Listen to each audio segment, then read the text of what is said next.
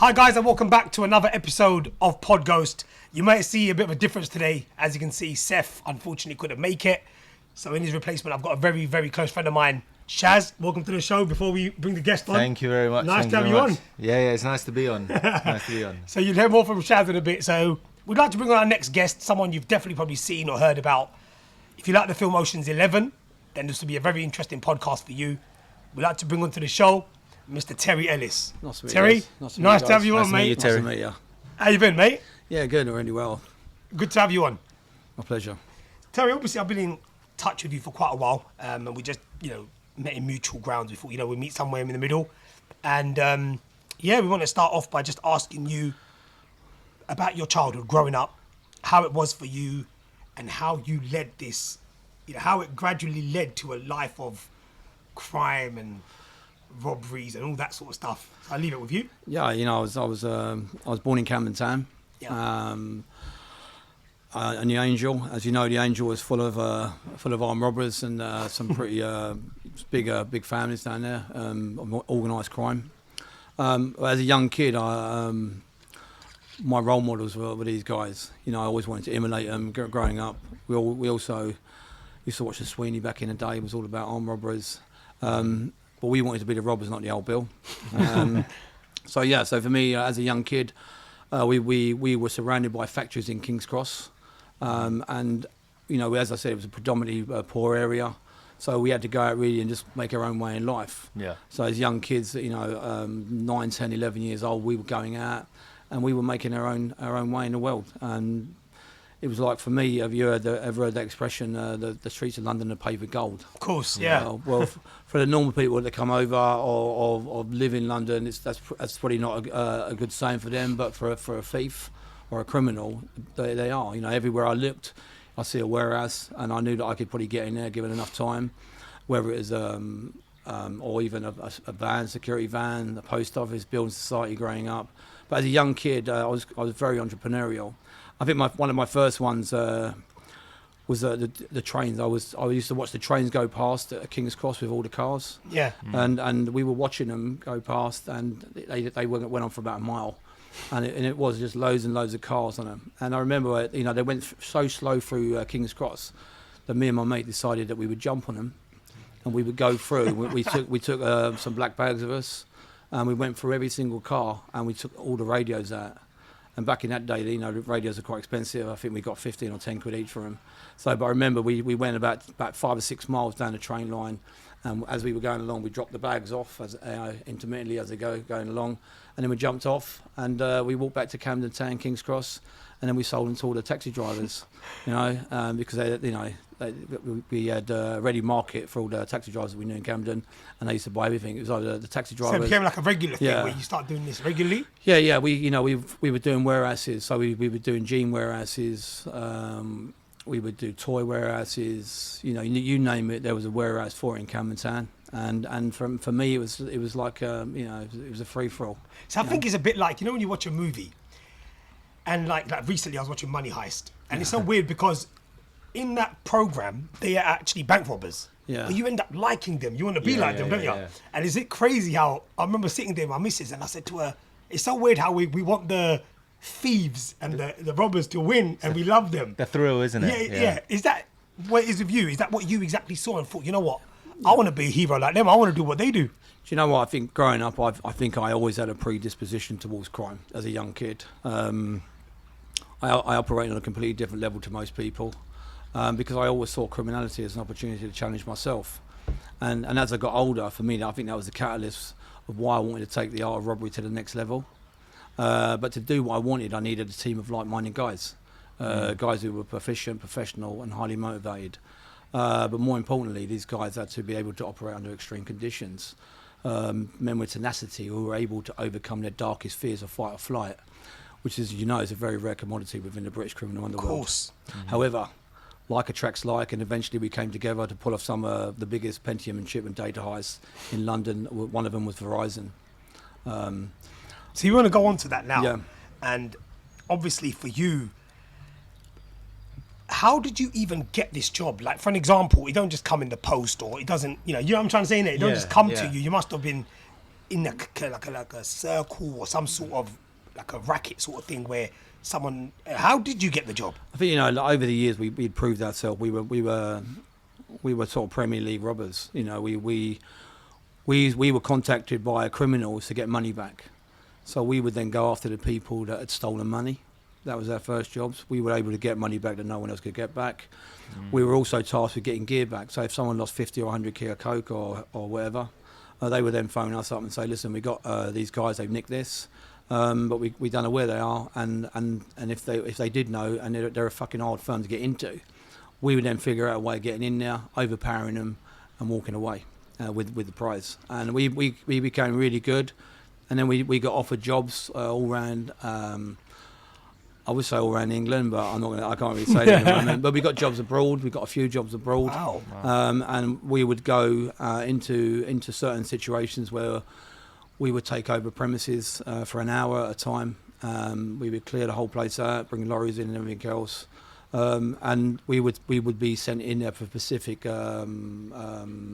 pallets of whatever was going into that. So if they had a CS number, we would go in there, we would take over the building, we would go on the computer, find the CAS number, we would then locate it, and then we would take it out. We would then give ourselves an hour to get away from there while two of us stayed in there, and then once they were away, we would then walk out of there. So we would normally stay in a place for an hour, sometimes 2 hours, just to make sure we never had anyone waking up or getting out of their cuffs or their ties and setting off the alarm. So we always done it so we had a 100% rate of success. So when you were carrying out these robberies or thefts or whatever you want to call them, would you use violence if needed be? Like, for example, not everyone's going to listen to you, but you've got a job to do. So if they kind of like stopped you from getting to your goal, would you hesitate to be violent and use weapons and stuff? Well, do you know what? We were all capable. We were five-handed all the time. One of my mates is an ex-para. My other mate is 6'4". My other two pals are they're kickboxers, boxers. So It's the perfect team. So we all trained. We all were boxers. We all done kickboxing. So we was all pretty handy. So for us, as I said, it was all about using our intellect. No guns or any gratuitous violence. However, we was capable of if need be. When I say there's no gratuitous violence, what I meant is that when we did go in, we went in hard. We didn't fuck around. You knew that we were there, and I think once you know the psychology of most prison security guards, you know that they're either ex-military or ex-police, so they respect authority. So when we went in, we took over the place and we commanded authority by the way we spoke. Sorry, the team that you had, is it? Did you build the trust over time, or did we've known each other for years. These are all seasoned guys. They're all contested. These are guys that you have to trust with your life. Because most people nowadays have got a different sort of set of rules. People get nicked nowadays and they want to take their friends with them. Misery loves company. However, we come from the old school of villains where if you get caught, you don't say nothing. You don't even give your name. You go to court, you get your sentence, and then you come out. Yeah, that's it. But it seems pretty different nowadays. Yeah, nowadays you get the snitches, like the whole 6ix9ine thing that happened recently. Well, not recently, it was a couple of years ago, where he got absolutely ridiculed for snitching his team in. Even though I didn't know much about the case, I'm not really interested in what he does. But I mean, everyone, it was in your face, and I remember just snitch this, you're a snitch, you're a rat, and I was like, bloody hell, that life of crime. I think what you're saying is, if you're going to go in with your friends and do something, there's like a pact you have in the beginning. If you get caught, don't dob me in. I think that's just normal, isn't it? It should be like that anyway. Yeah, no, 100%. There's a lot back then. It was a lot. I know more you ruthless. dob me in if you did anything. I think we knew each other. We knew each other's families. We knew that if one of us got caught, the rest would look after them. And vice versa. You don't take another man down. Look, we weren't gangsters. We were just people that had done a different job from most people. 99% of our time we ran companies. My mates got their own companies, and we're family men. It's just 1% of our life really that we can actually switch off and do what we do. Yeah, it's funny because I remember when I was talking to you first time, and it's the way you came across so calm and go. For me it was just a job. Now me, I'm like, thinking, rah, like, you did this, you did that. And I'm like, Gassed. and you're just saying, yeah, it was just a job. We just done what we had to do. We're not bad people. We're not.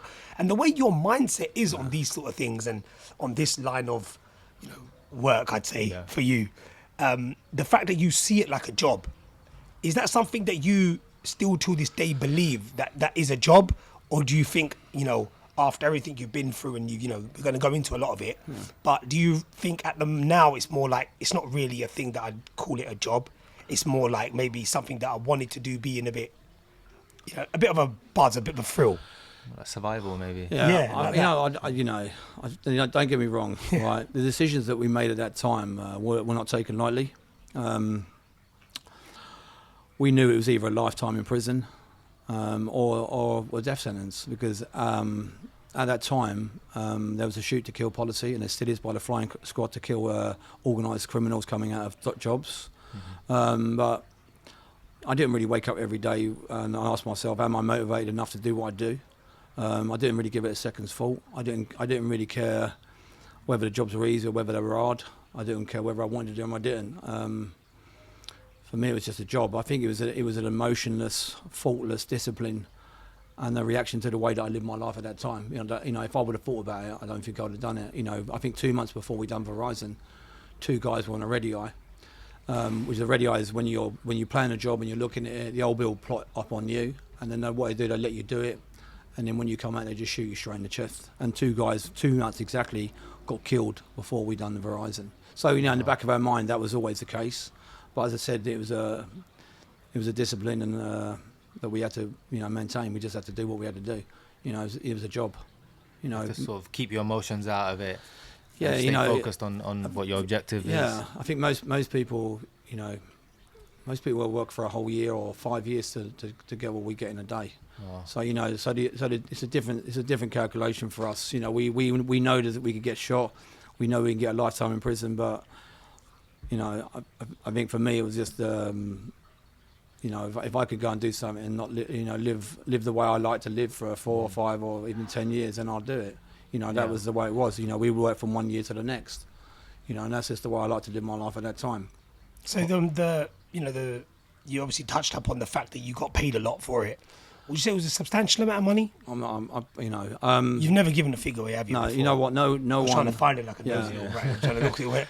No, none of we nicked £5 million worth of Pentium chips out of their motherboards. We nicked and we took someone in to download some data. That could be in excess of 100 or even not hundreds of millions of pounds. None of the motherboards have ever been retrieved, and none of the data has ever been retrieved, and no one has ever been caught apart from me and my pal. So I'm not going to say I've got any money. As far as the world's concerned, I'm just a normal guy who goes to work every day. So now, obviously, because we keep mentioning the word Verizon, and we want to go into that now. For people that don't know what it was, because some people are going to be like, what are they talking about? Yeah. We want to start off with that, the whole heist and how that, got so much media coverage. It was everywhere, wasn't it? So I want to know how it was everywhere, but it got shut down, and I'll go into why it got shut down very quickly. I think more so it came out in the media after you started to come out. Yeah. Because then they had no choice but to, it became a thing, you know? And we want to know how, firstly, you got involved, when you got offered the job, and then to explain to people that are watching first time and who haven't heard about it, what it was exactly. In 2007, I was approached by an underworld guy. He's a fixer. He approached us on behalf of a consortium of bankers who wanted us to take over the Verizon building in King's Cross. Verizon is not like any other building in down now. It's about as big as Buckingham Palace. It's quite a big, vast complex, and it's surrounded by 3 police stations. So you've got Highbury and Islington, Holmes Road, and Albany Street, and just a stone's throw away from it, you've got the Transport Police headquarters, and there's only one way in because it backs onto a canal and one way out. But it also has state-of-the-art security. So I'll give you a rundown of the security. Yeah, of course, please do. It had a perimeter, then it had a 24-hour rolling patrol. It had overlapping cameras. Had a biometric entry system to go into the doors, and as you go through the main door, there's a thermostatic pressurized compartment So what it means is that you go into the compartment. If it's about 4 guys, 5 guys, so you go into that compartment, it pressurizes, and then the other door on the other side opens. Both doors can't open simultaneously, and if you get caught in there, you're fucked. Yeah. Yeah, and once you come out of there, you're going to a foyer with a bulletproof glass and a security guard behind that. And to the right of that, there's a turnstile keypad entry system there. You get it from the security guard, then you take yourself through that door. And then behind it, there's a metal door, and there's a CCTV camera operating suite with 3 security guards in with panic buttons. But not content with that, the floor that we wanted, where the motherboards were, and the servers, what we wanted to access, they were monitored by an independent security company. So looking at it, it was It's literally impossible, wasn't it? It was, lots of people had looked at it before, but the crucial bit of information, or the last bit of the jigsaw, was what I just told you about the independent security company monitoring it. Once we had all the information, then really we can look at it in a constructive way. So for us, it was about then just sitting down for 3 weeks and telling my guys, I think this is going to be worthwhile. So we sat down and we discussed how we were going to do it. We then got a British Telecom van. We parked it in different strategic points around the building, and we just watched it for about 3 weeks. No one thought anything of it. No, because it was a British Telecom van. It was it's something you just don't look at. You see a maintenance guy get out of it, walk up the road. How did you get hold of a BT van? You can buy them. Same as you can buy anything. You can buy anything. You can go to an auction and buy anything. So we just sat in it for 3 weeks and looked at it. We clocked who was the first one in, because it was open 24 hours. So it was a really hard process, because you couldn't ram it. You couldn't ram the doors, because once you ram the doors, the security goes off. They press the panic buttons. You couldn't just walk up to it with guns, because the panic buttons would go off. We got to the stage where we just kept looking and realised that there was just no way in there. So I actually went back to the fixer and said, look, I've been looking at this for 3 weeks. I'm going to need another week to actually look at it again, because at the moment it's just don't look very good. He said, Tell, we need the information in there, mate. We need the motherboards and we need all the stuff. We need it badly. So I said, I'm going to give it another week, and if I can't get in there, that's just one of those things.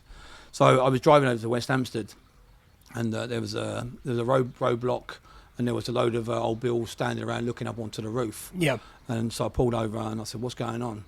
He said, you're going to have to wait there. He said that we've got someone up on the roof threatening to jump off.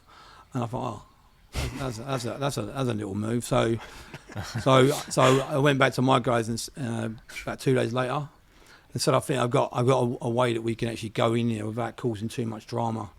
But it's really about authenticity. The whole thing has to be about authenticity. Is that we have to look 100%. So what we did, we contacted a specialist who was going to download everything for the bankers. He was working for them. We also knew 4 tech guys who were really proficient in disassembling motherboards and taking them out with the penny and chips.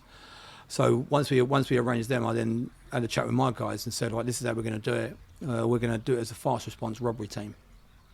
So we needed police vans, police cars, all the uniforms, cuffs, everything. We had to look 100% with comms and everything. We had comms.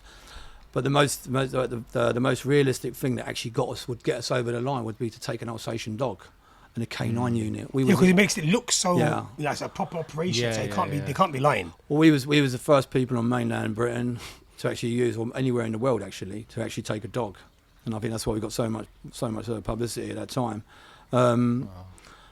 So we arranged to pick up an Alsatian, a dog handler's uniform, and everything else, and that was, we discussed it, So we said, what do you think? If we get all this, you reckon we could do it? And then what we did, we had a warehouse and we taped everything. We taped the whole thing out in there, up the corridors, everywhere, and we timed it. We worked it out. We had 50 minutes to do it, because when you go into one of these places, if you go in there at 9 o'clock, every hour on the hour they could walk around the building. So you've got to remember, there's 10 security guards in this place, and they walk around the building, they clock on their clock, and that takes 1 hour. Like checkpoints. If it doesn't go off, then the alarms get sent out to the police stations, and they come flying. So we had to really be careful. We had to be really ballsy about it. Yeah. But I think once we established the fact that's how we were going to do it, it's sort of the rest, you know, the mindset for us was one of this is doable. It's a lot of research that goes into it, doesn't it? It sounds like it was a stealth mission at first, to then go sort of all guns blazing, but adapting to the situation. I think it was really just it was about once we had the information about the independent security company monitor. For us, it was just getting through all the other things, other security procedures without actually setting off any alarm bells or letting them know who we were. So it had to be about authenticity. We had to be there. We had to command the position.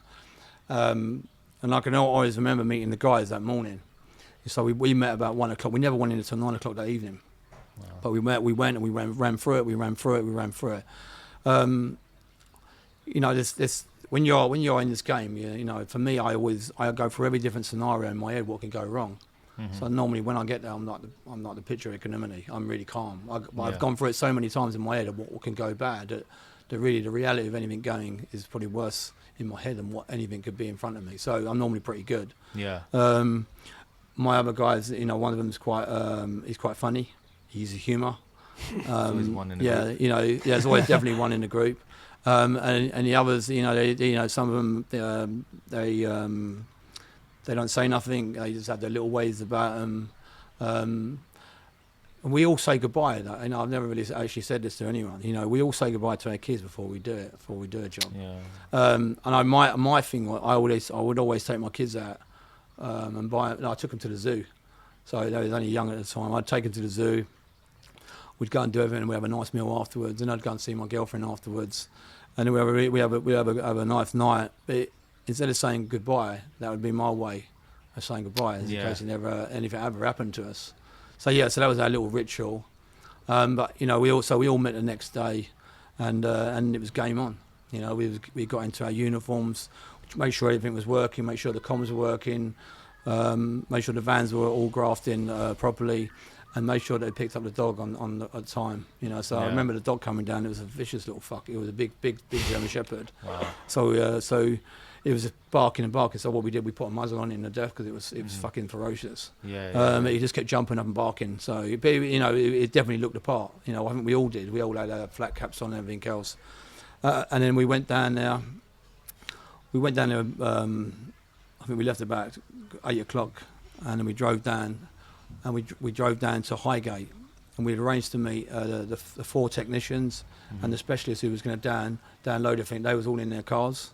So we never told them. We never told the tech guys where it was. The actual guy who was going to download everything, he knew where the place was because he came on behalf of the consultant, the bankers. Right. He knew exactly what he wanted to do.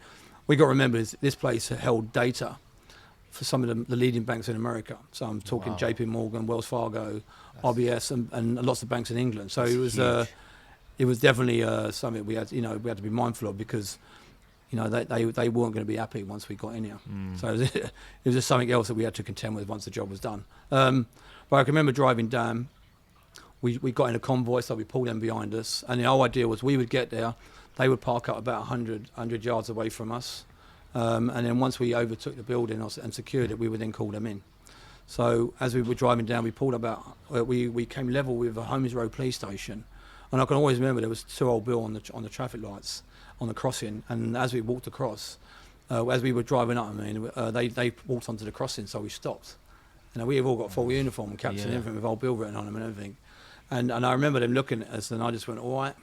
And they just waved to me and just nodded, and then my mate just went. That must have been a scary moment because what they might notice, the general public might not notice. You know, the smallest of details. So it's just like any small thing can go wrong at any time. Yeah, there's no such thing as, you know, a plan is only a plan in your head, isn't it? Until you execute until it starts. You know, and you know, like, you know, I said we had 50 minutes in there, but we allowed an hour, so we knew we had 50 minutes. So we started driving down. We drove down towards it was about 40 foot away from the pulling over, and then as we looked in the mirror, a police car came behind us. So all the tech guys had pulled over. Then a police car came behind us, and all of a sudden the sirens went on. And I thought, fuck, you know, everyone just thought, fuck, what's going on? All I heard on the comms was, what's going on? Because the guys were in the car, and I said, just calm down, man, just calm down. Everything's going to be sweet, don't worry. There's only one old Bill in the car, I can only see one copper in there, he ain't going to pull us over. You know, and the next thing he pulled round us and carried on. But what happened, we'd overshot our mark. So we had to go all the way around again. So we went all the way around. So I told everyone, just calm down, stay where you are. But it was a good thing because our adrenaline when that was high. You know, we was fucking on fire. Yeah. You know, so as we drove around the corner, I think it took us about 4 minutes, and like everyone was just, you know, we just had to be calm. We just told everyone to keep off the comms, just fucking calm down. And then once I get there, I'll open the side doors. You guys pull in behind me, and then we'll walk up and we're just going to knock on the fucking front door. And that's what we did. So we went round again. We passed the tech guys, said, okay, we're going to call you when we're ready. And we went off. And we pulled onto the forecourt. We blocked off all the security guards where they could see us. Mm-hmm. The car pulled behind. And then we got out, opened the side door. The dog came. My mate is 6'4", with his dog hand, his uniform on. You know, we looked, for all intents, we looked apart. A fast response robbery squad. And I buzzed on the door. The head of security came over, 2 of them, and I said, we've had reports of someone on the roof. Open the door. And they looked at us for a little minute, and then they looked at it and they went, and they buzzed us in. Yeah. So we went through the first set of procedures with the biometrics bomb. Then into the compartment, there was 5 of us in there. This would be a time for us when it could go wrong. They could just leave us in there. Mm-hmm. We went through there, through into the foyer. I started speaking to them and asked us to take us through to the CCT camera suite. So he took us through there, and I said, right, has any of your security guards been up on the roof? And they said, no. So I said, like, the reports we had that someone who's climbing up was dressed as a security guard. So for my protection and my officer's protection, I'm going to cuff all of you in here. Yeah. And I said, stand up. And then that was when I thought it might go Pete Tong. So they 3 of them stood up behind there. The 2 was with us. I said, get up and come towards me and let me see where your hands are. So we cuffed them up. We put them in the stairwell. And then we looked on the cameras and we could see all the rest of the security guards. So I went and mopped a couple of them up. And then my pals mopped a couple of them up. We brought them all downstairs. We got 3 or 4 tech people that were in there and a couple of cleaners, and we said, look, we're only here to sort of get someone's on the roof. We need to find out. So we're gonna walk through the building. It's going to take us a little while, but everything's going to be okay. You need to stay here. So with that, we then went into an operations room where where all the circuit breakers were. Mm-hmm. So we got in now. We could see everyone working now. So, you know, from the CCT cameras anyway. Yeah. And I said, right, we need to pull the circuits out now. So we pulled the circuits out. Then all of a sudden the phone went off, and it said the name of the security company. I can't remember what it was at the time. Name of security. I said, all our cameras have gone down. What's happening? So I just said, look, we've had a surge in the mainframe computer system. All our cameras have gone down. Our tech guys have just gone in there now. It should take between 30 and 45 minutes and they'll be up and running. Give us a call back then. Yeah. And he went, okay, no problem, and put the phone down. Wow. So that for me was the hardest part of the job because everything else we could control. We couldn't control that. However, you know, we took him at his word, and then we called the rest of the guys in, and they all went up to the first floor, and they started working. So what happened? We had 20 washing bags. Yeah. So that would give me a time to know exactly where we were so I can call it. So every few minutes you see 2 washing bags come out with motherboards in. But there was 20 in all. So as it got, so we got 30 minutes into the job.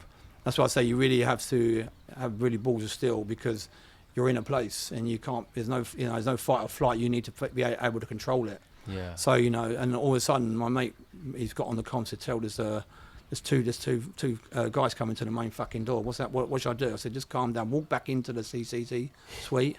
Don't say nothing to anyone else because they can only speak to me. No one else could hear that. Right. So I said, don't say nothing to the rest of the guys. Just let them carry on doing what they're doing. Yeah. So I said, buzz them in. So next thing they buzzed in, and then they walked past the reception. He buzzed them through the doors, and then they came out. I thought, if they come to our floor, I'm gonna have to wrap them up. Yeah. So I got me and my other pal. We were standing there. I thought, where they come from, we just fucking take them out. Anyway, they went up to the 3rd floor. So I said, just keep an eye on them and make sure they don't fucking wander about. So he kept an eye on them, and then we just let it go. And then I think it was, we were 53 minutes into it, and there was a police car come past. There was 3 or 4 police cars come past because it was a rat run for the old Bill in Camden Town. And we could see everything going past. And all of a sudden I said, right, listen, we need the last ones down. And all of a sudden the last 2 bags come out. So we all said, right, everyone grabbed 2 bags each, and we went up there, And we all put 2 bags. I put 3 because the dog handler couldn't carry him because he was older than the fucking dog. And we all came down. So I said, right, as soon as I called it, open the front doors, and then everyone put all their gear in the vans. So the tech guys went out, boff. The guy downloaded all the stuff. He went out, and then he fucked off. He had his stuff that he came for. Then we all went out one at a time. The dog handler came out, went in the back, and then we pulled away. Shut everything up. We told them that everything's cool. We're going to do one more sweep of the building. Just stay calm. So we left them there. They still thought that we was real old Bill when we left. Wow. So then the next thing, we've then come out, got in the van, and I think it was like about 1 minute to 10 now, and it's 6 minutes past 10. The old Bill had the whole place surrounded, and they'd gone in. So, but we actually drove up Royal College Street, and we was driving up to Kentish Town. And again, as we came level with Kentish Town, we got all the police uniforms still on. Next thing, all the old Bill come out, about 6, 7 vans, cars, everything come out in front of us. You must have thought, fuck that. So I'd looked at my pal and I just said, like, just calm down, everything's going to be sweet. They've got the call out, that's all it is. And they come past us, boom, boom, boom, boom, boom, and then they go on behind us. And my mate was in the back saying, what's going on? I said, it's all right, just relax. We cracked this, we're on our way. Anyway, we drove up. Then there's a back entrance to the Holmes Road, and then more old Bill came out, more. And then I knew then we were sweet, then they just kept going round us, and we carried on. We went to Hampstead, Parliament Hill. My mate jumped out, he put a rain jacket on, and he took the dog over the heath, and when they got rid of the dog, he never killed it, he just took it back to the owner. Oh, right. We then proceeded to go to our slaughter. I can't tell you what it is, or where it was, because they've never ever been discovered. We then put the vans and the cars and everything there. We took our uniforms back with us and put them somewhere else. And we kept the motherboard safe in the storage facility that we had. And then we went out for a little drink, So we had a little celebration. Yeah. I think it was in Crouch End. And we stayed at about 1:30 in the morning. And then everyone went home. I stayed with my mate's gaff, because we had to then take the van in the morning and go to a place called Kenwood over near Hampstead, Kenwood House. We'd arranged to meet them in the morning, if it all went well. So we drove the van down there. We parked it in the car park there. My mate stayed with it and left the keys on the back tyre, but he kept a ready eye on it. And I went down to meet the fixer, who was with another guy who was not sitting next to him. He was over there. And I sat down and a little chat, and he just goes, "I can't believe the way you fucking done that." He said, "I said, old Bill." He said, "You fucking for real?" And I said, "It was the only way we could do it." He said, "Mate, it was blinder. It was a dime." He said, "I heard it on the news last night. Ocean's 11 style heist in King's Cross, blah, blah, blah." And he said, I can't fucking believe it. And I said, "No, it's just what happens, mate." That's what I do. Yeah, that's what I do. It's all fine margins, isn't it? Because like you said, from the moment you left the place, and you said like 6 minutes past, was it? And it's like in that space of 7 minutes, you've got all of the old Bill sort of. Yeah, we knew it was going to be really hard, because we called it like the pyramid of capture, because of all the old Bill stations. We got caught in that pyramid. They would block off all the roads. Luckily, when they did come around, we was an old Bill van. What the fuck are they going to do? Yeah. You know what I mean? True. So we all had old Bill uniforms, and the last thing they were looking for was old Bill. It's only when the penny dropped, when they got down there, they realised that the people that just robbed them was old Bill. But we was well gone by then. Yeah. I can remember just having this conversation with my fixer. And he said, I just can't believe it. So take your guy now, and the van's around there, tell him to take it away from us. So he went round there. The guy and my guy came round and see it, make sure I was all right. He then sent our money to where it should have been, and we shook hands, and then we was on our way, and that was the Ocean's job. It was a nice, easy bit of work. Not easy, but you make it sound easy. Nerve-wracking. Yeah, it was just one of the things. It took four weeks. You go for every different scenario. But as I said, once you know the psychology of security guards, and they operate, it's like really like taking candy from a baby. You add in the police uniforms and the dog, and the authenticity of the whole job. You know, we was 99.9% we was going to do this. There's only the one little percent factor was the phone call coming in from the security company, and I think we factored that in. You know, if they would have turned up, I'm sure we would have found a different way out of there. You know, but you know, we did, and we got our way, and that was it. It's also about being confident and composed, like you said numerous times. You were telling everyone, stay calm, don't panic, just stay composed. These guys, the guys I work with, they're Premier League guys. You know, they weren't idiots. You know, we've done our apprenticeship as young kids. You know, I remember, my first armed robbery as a young kid. I think I was 16 years old doing post offices, and I was robbing vans and fucking knows what else at that age. So you know, we'd all overcome that fight or flight mentality. We wanted to get away from it. We wanted to get away from all that bollocks of going into places and holding guns out and threatening people, and having 3 or 4 seconds before the old bill comes. It just wasn't us. Yeah. You know, we had mastered our craft, and we'd learnt our game. Yeah. So so for us, it was an easy bit of work. It just looked hard on paper. It was like it has all the, there's a million things that could have gone wrong, and luckily it never. If I'd have got nicked that night, we wouldn't be having this conversation. I wouldn't be so blasé about it. But I can honestly say it would never have happened without every single person being on point and doing their job. Yeah. If someone would have fucking looked at a place, he would have got nervous, and they would have looked through the glass and seeing us. It was about all looking the part and talking the language and being the part. Once you put a uniform on, for some reason you get that sort of added confidence. You got the biggest gang behind you. Yeah. And you can walk in anywhere. And I had 50 police forces come and see me while I was in prison. For the same sort of MO. And luckily for me, my MO was a dog. So they couldn't do me for Verizon. Yeah. And say that I had the same MO for all his other jobs. Either I'd nick me for Verizon or nick me for the other 49 jobs. So they decided to nick me for one, which was a big one. Yeah. So the night, obviously you've done the whole robbery and stuff.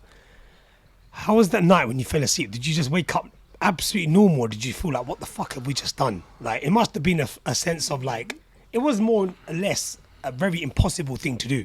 I know obviously you've made it possible, but the chances of that happening are very slim to none, to be honest. I was out with Kenny Collins the other night. He's one of the Hatton Garden robbers, yeah. There's a certain bit of camaraderie between the guys you work with all the time. There's you wake up and you say, we just made our mark. We just done something that never hurt anybody. And we robbed the banks. Unfortunately, as a criminals, we have a very warped sense of fucking fair play and responsibility or whatever. We don't care about banks. We don't care because they're ripping off people every day. So we give ourselves an excuse to do what we do.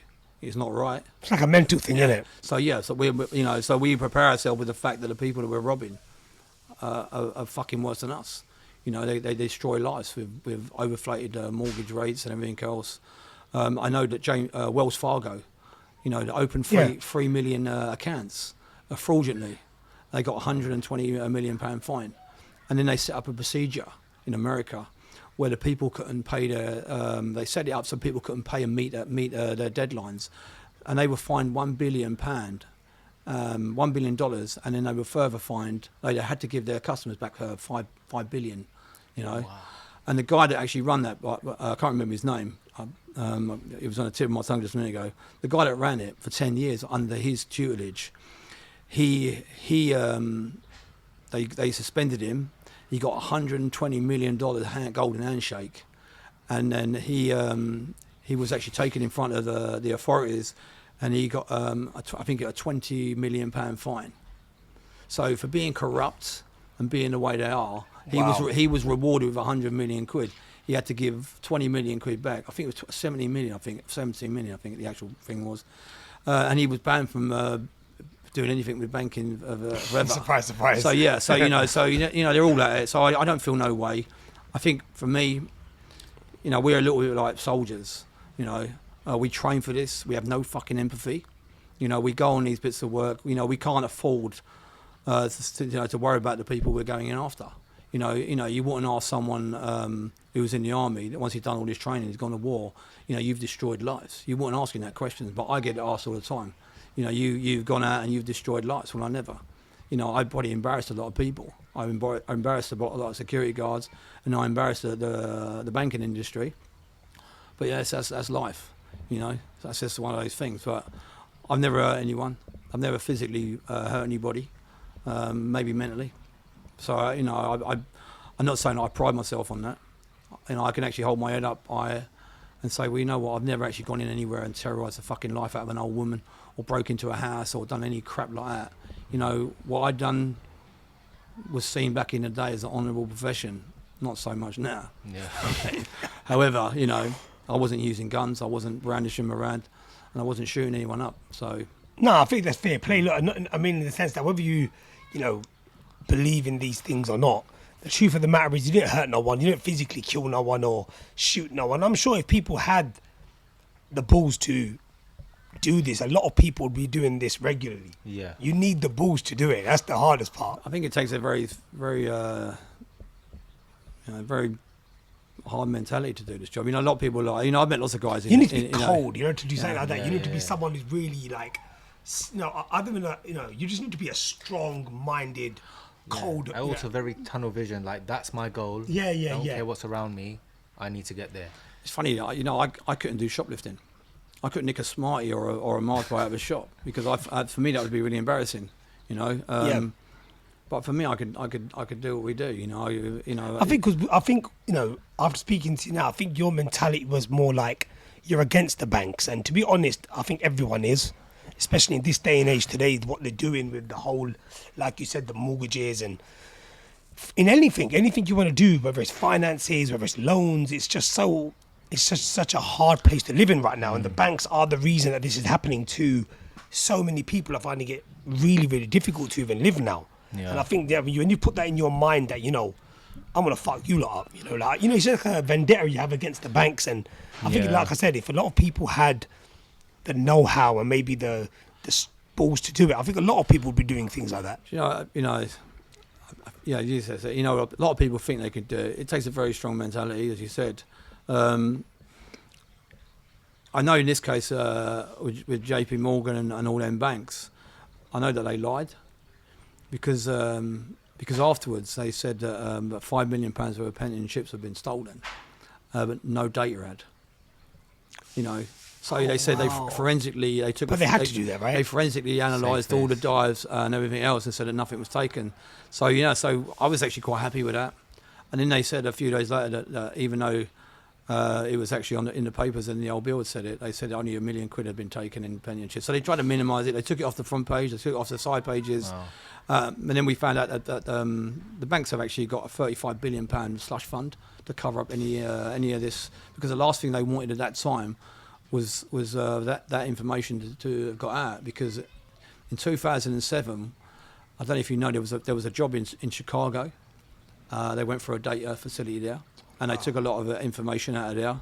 And also in London, they took some biometric cards, which we had, we were given to get into this place as well, to get through special doors. So it's a similar sort of thing, wasn't it? And when you think that the banking crisis in 2008 went, and not one banker was actually taken to task or even convicted of fraud.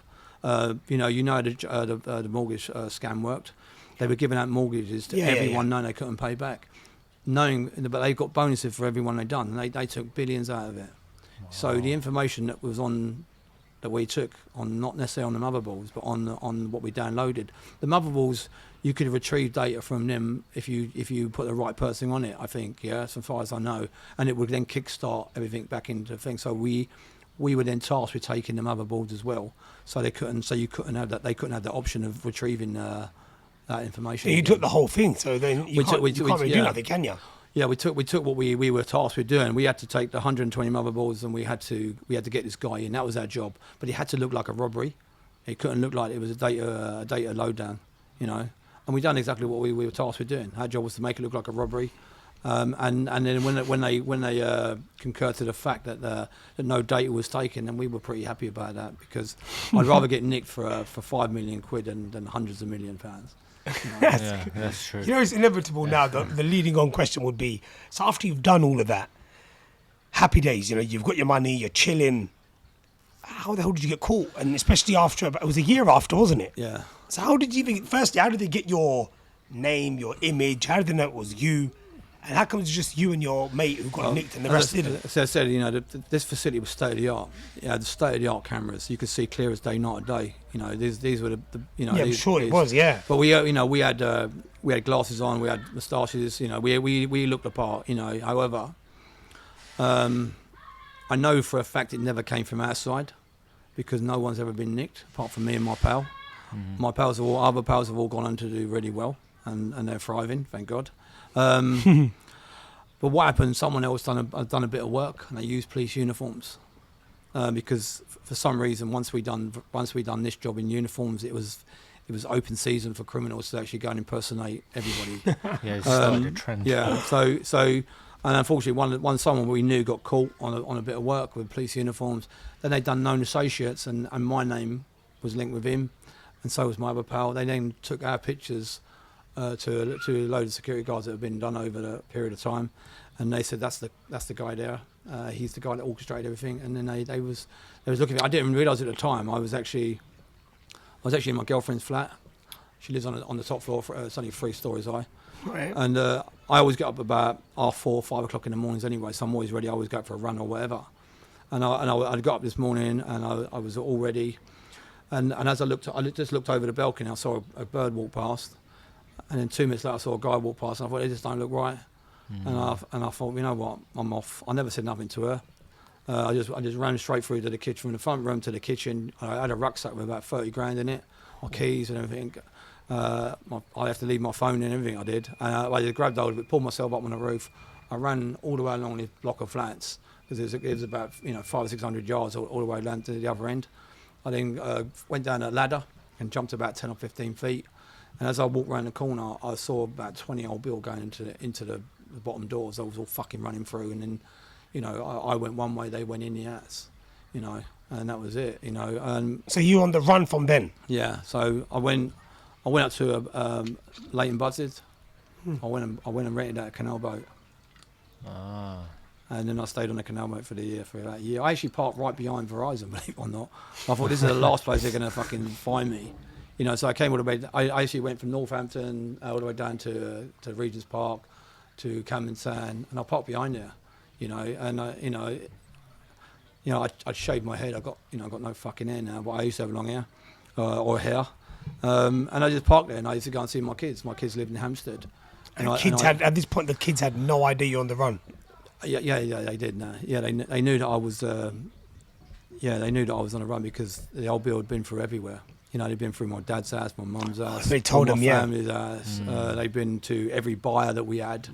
They never got anything. They never got any mother balls back. They never got any money back. They never got nothing. So 2 of us have been nicked for it.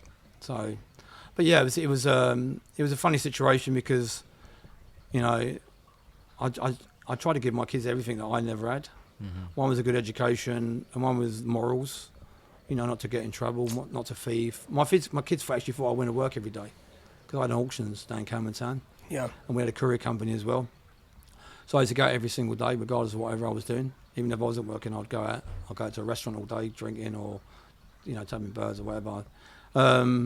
But they never knew. They were young kids. They were going to school. They were living their life. So I was a little bit pissed off, and the fact that they then had to realise that their dad was a fucking armed robber or a robber. So yeah, but the lessons that I've been taught or been given has had ramifications on them, as far as not one of them has ever been in trouble. So if anything, by me being incarcerated and got nicked and getting the 17 years, was enough for them to not to go down the same route. I got 3 girls and 2 boys. And none of them, touch wood, are getting into any trouble. So I actually work with my daughter now. Yeah. Yeah, we've got a food prep company. Brilliant. Yeah. Wow. So you've actually completely changed your ways now, and that stuff's all behind you now, yeah? Yeah, I actually, when I got nicked for this, I actually was in Pentonville. Yeah. And I went on a production which is an ID parade, and I had to go, in front of a load of security guards. However, when they put me in the van, they never put my they never put my cuffs on properly. So when we pulled up at St Anne's ID suite in Tottenham, I had 8-old Bill with me, and when we pulled in there, there's always been a voice in my head, or my shoulder. There's one voice that says, "Just fucking do it," and there's another voice that says, "Don't tell." And the voice that always says, "Just fucking knock them out and get away," has always been stronger. It's the same as when I'd do anything. So I was sitting in the back of the van, and as we pulled in there, the 3-old Bill went in and parked up in their car. And then the 3 good was in with me. They sort of pretty lax. One of them got out and went in. He was a lump, and I had 2 mugs with me. And there was the other 2 in the car behind. I think there was 8 of them all together. And anyway, none of them moved. And I thought, fucking hell, man! If you open that door, I'm going to weigh you in. And it's just because I got the handcuff off. I knew I could fucking do them, but I didn't know whether the door I could get out of the door because they're locked. You can only open them from outside. From outside, yeah. And next thing, the dopey fucker, he pulled the door open. He slid it back and stepped down. So I just thought, you know what, fuck it. Boff, I whacked him on the jaw, and I jumped out. And next thing, I run around the corner, and then there's a couple of old Bill come through the gate behind us. So I ran back, jumped on a car, on a van, and jumped for the wall. And I thought, oh lovely, I'm out of here. And next thing, someone's grabbed hold. I felt a whack in my back. I couldn't pull myself over because the handcuffs are stuck in the fucking wall. So when I went to pull over, it just stuck there. And then someone grabbed my leg. I hit the floor. Next thing, they was all fucking weighing me in. Then they put me in a van, and they gunned the blazing and lights on, and took me back to Pentonville. And then when I got back there, they said I tried to escape. I protested, said that they jumped me. I said they were taking the piss, and I was cuffed, and they beat the shit out of me. They busted my shoulder and gave me 3 broken ribs, and I had a busted eye. And then about 3 days later, a psychologist came down and said, "Look, we've been tasked with having a chat with you because you're a little bit off key." You know what I mean? Clearly. So I said, "Oh, fuck off." But I started speaking to the psychologist, forensic psychologist, and I realised that really my thinking was a bit of. It wasn't really like most people's. I didn't have no fear. I was prepared to put my life on the line for money. I was prepared to lose all my family and everything. So it was, at the end of the day, it was all for money, wasn't it? It wasn't something that you, obviously, naturally, a lot of work is, but you didn't think anything, but you know what, if I do this, I'll have a financial settlement. Yeah, people say to me, you can always get a sandwich. Yeah. You can always go to a food bank, and you can always get clothes and everything else. But you know what, I never aspired to getting a fucking sandwich, or going to a food bank. I wanted nice acid. I had £1.5 million ass. I had another one for 600,000 quid. At that time, my girlfriend, just before this, previously, her sister was Sadie Frost. So I was out with Jude Law every night. Wow. Sean Pertwee. I went to his wedding. I was out with all the celebs every single day. I used to have Kate Moss on my fucking knee. You know what I mean? Doing whatever. So I won't go into what she was doing, but there was really nice people, and I liked them. They're living in 12 million pound houses. And as a young guy, I wanted it all, and I wanted it all for nothing. I was, as a criminals, we're lazy fuckers. We want everything for nothing. We live by a different set of rules. We think we're entitled to everything, and we take what we want. And I said we got a warped sense of fair play. When we get nicked, and they try to take our asses away from us, we start fucking umming and ahhing, about they're going to take my ass. The money that I stole to buy that ass, they're going to take off me now. So so it's really funny. A lot of guys they get really hung up on the fact they're going to lose their asses and lose all their money. But for me, it was like, easy come, easy go. I didn't really give a fuck, because I could always go out and earn it again, and I did. And before that, when I was a young kid, I think I was in my 20s. I was in Spain. I think I was one of a few guys over there at that time. I said we operate on a completely different level. I was buying puff in London. I think it was 3,600 quid for a fucking kilo of gear. And I went to Spain, and I was with a few friends, and I went and bought one for 150 quid. And I thought, why am I paying all that in London? Why I can buy it here? So I set up a little team of guys out there, and I was running gear up from Marbella to Valencia every couple of weeks. I started with 100 key, then 300 key, then 500 key every couple of weeks, and I smashed it, and then something happened over there. One of my mates died in a car crash, and we was coming back one night. He went off a cliff, and then I ended up in a few years after that, I ended up in Amsterdam. I was over there for a few years. I was working with some Yugoslavian ex-military guys, and we were smashing it. We were doing everything. Unfortunately, like all good things, that comes to an end. One of them got shot in the nut, and the other one got crippled. So I then went to France, and I met up with some other guys that I knew, and I ended up doing cigarettes. I was just getting cigarettes from Luxembourg, Germany, driving them down, and we had a warehouse in Ostend, and we were just taking them out of the cartons, reboxing them in plain cartons, and then sending them back over.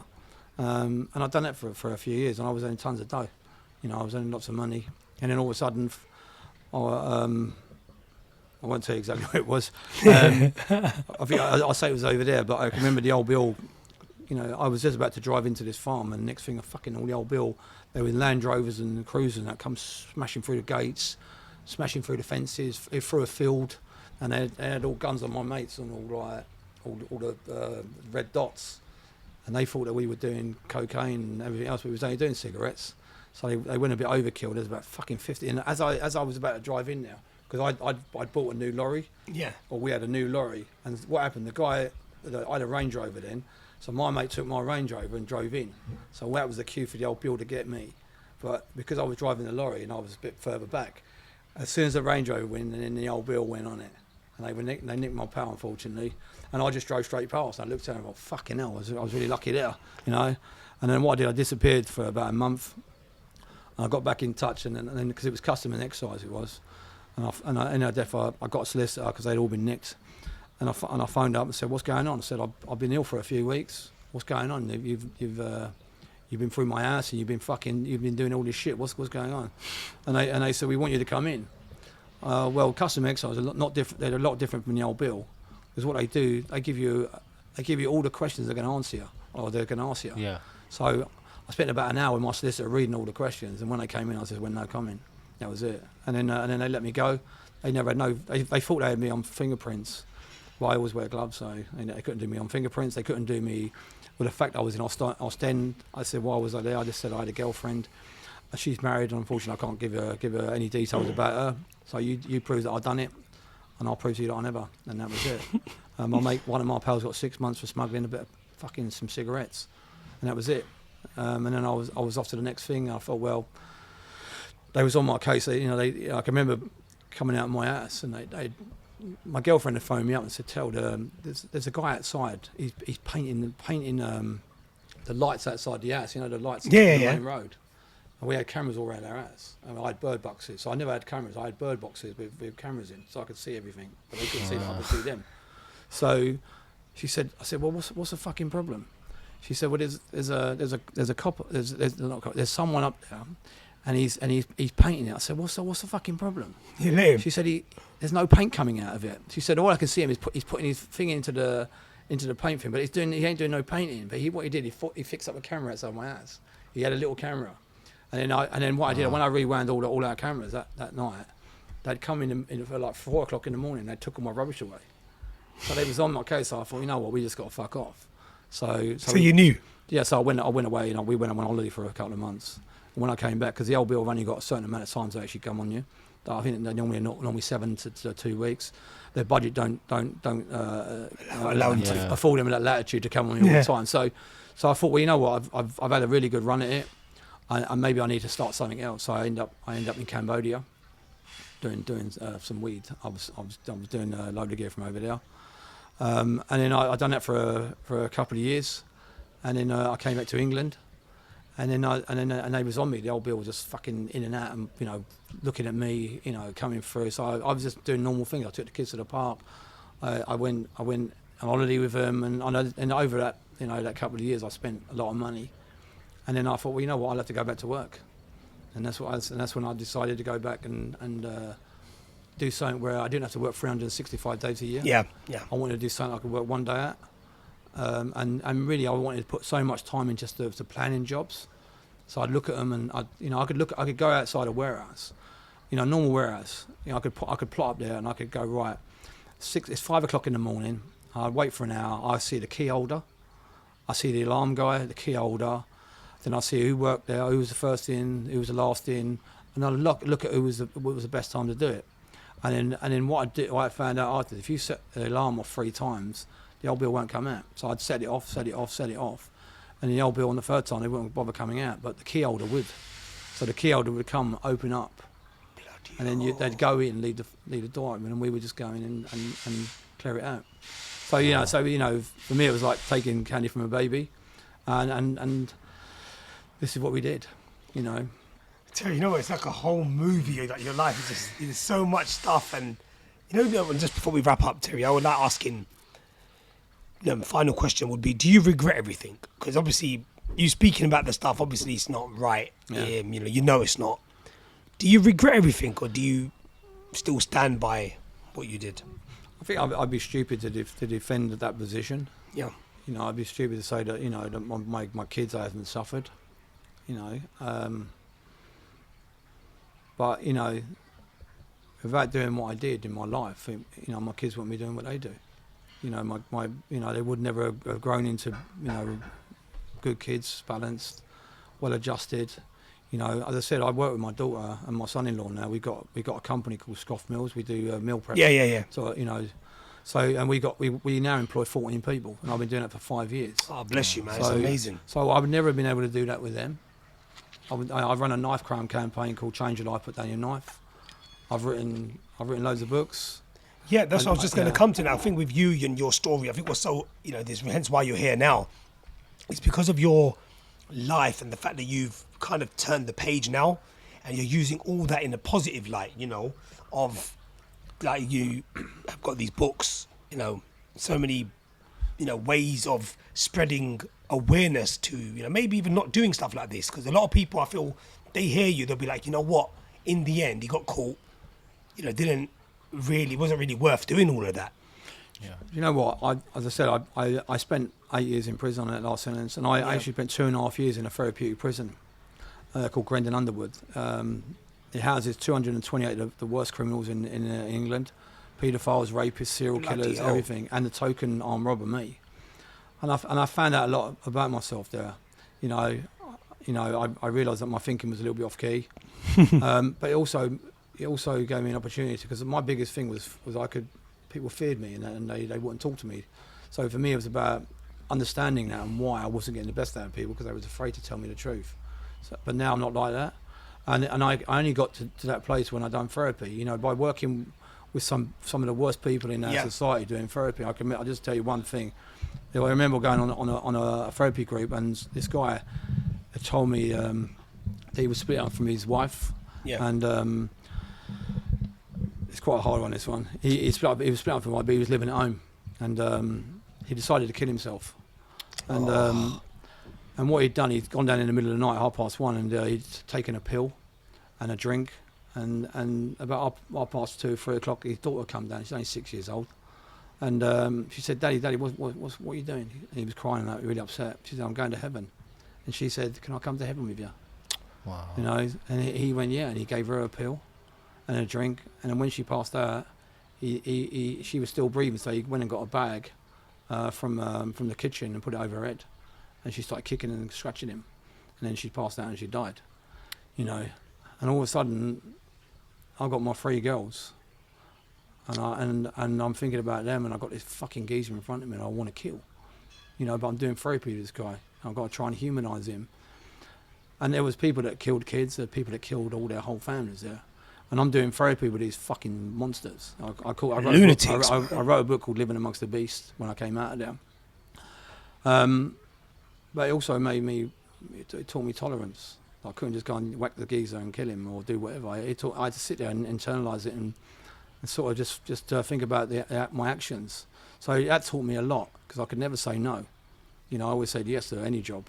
Because revising, you have to be a fucking nutcase, you can't do that job. Of course. And I'd done it. So, but I learned how to deal with embarrassment, shame, ego, boredom, and it taught me a lot. You know, I learned a hell of a lot there. And you know, I never used to champion therapy. I never used to champion rehabilitation.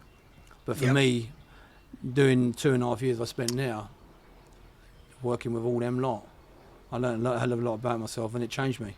You know, good on you, man. Honestly, Terry, even speaking to you, you just seem like such a good person. You're a genuine guy. Like, you know, you don't want to think like you're sitting with someone who's just done such a massive heist and you know, proper, like, you know, into that line. But to think that, you know, you're so down to earth, simple to talk to, and just for, you know, just before we wrap up, Terry, someone does want to get hold of your books. Yeah. Where would they be able to find if you go to Terry Ellis paperback books or on Amazon? So I've got it's called The Art of Robbery. Yeah, that's a new one. This is called the Resettlement, the Final Countdown to My Freedom. Oh, brilliant! That one. And this is the one. This was a bestseller. This is a bestseller. Living Amongst the Beast. You just mentioned that. Now thousands and thousands of copies. Because it's about rehabilitation, it's also about therapy, and it also tells you about what works and what doesn't work. Yeah. The reason I wrote it, because I also thought that the people that they were given the tools to actually be better predators, because there was a lot of scumbags there, I'm not going to lie. Of course, yeah. So the reason I wanted to expose that, but also say that most of the stuff that I learned, the confrontational therapy and everything, really worked for me. This is Verizon. It's probably going to be my favourite one to be honest. Verizon there is the same as The Art of Robbery. I've actually just changed the cover of this. Oh, right. So it's the same book. I just changed because I've just done a TV series, that's coming out in October. Yeah. Before we do wrap up, you know, I know you've just done a TV series. Tell us a little bit about that if you can. That would be amazing for people to. When's that going to be aired? Do you know what? I got called. I got called last year about doing a sort of something inside prison. Yep. And this will give us a platform to talk about the conditions inside prison. There's lots of celebrities in it. Oh, brilliant! It's coming in October. I'm sort of my hands are tied at the moment. Yeah. But it comes out in October. There's going to be celebrities. There's going to be so much in it. But it's going to hopefully cause a debate and a discussion about conditions, about rehabilitations, about housing, because housing for ex-offenders is non-existent. Yeah. And I saw that revolving door of recidivism time and time again, simply because men were leaving prison with nowhere to live.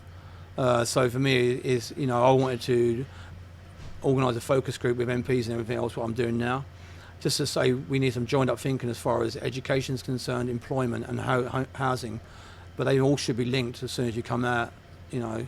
Of course. You know, it's a lot more complex than that. Yeah.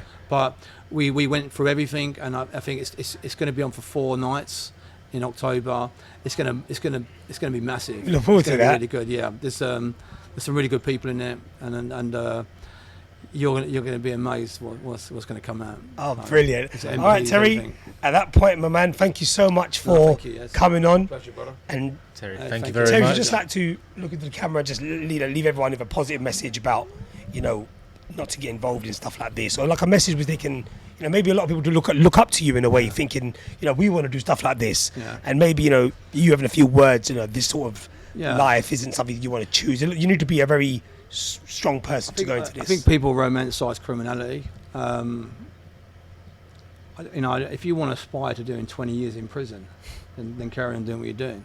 You know, I don't think anyone who's sane would like to aspire to doing 20 years in prison. So my thing is get a job, be nice to people, be nice to your family, because at the end of the day, the most important thing in your life is your health and your family, and no amount of money could ever get that for you.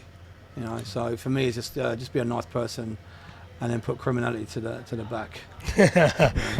Terry, thank you, my man. Thank you so much. So there you guys. Thank you very much. That was Terry Ellis. Make sure you check out his remarkable journey, his stories. His books are going to be. We're going to have all the captions, the links in the caption below. So if you liked what you saw, guys, make sure you do like, comment, share, and subscribe, and push the bell notification so you don't miss a single upload. Peace.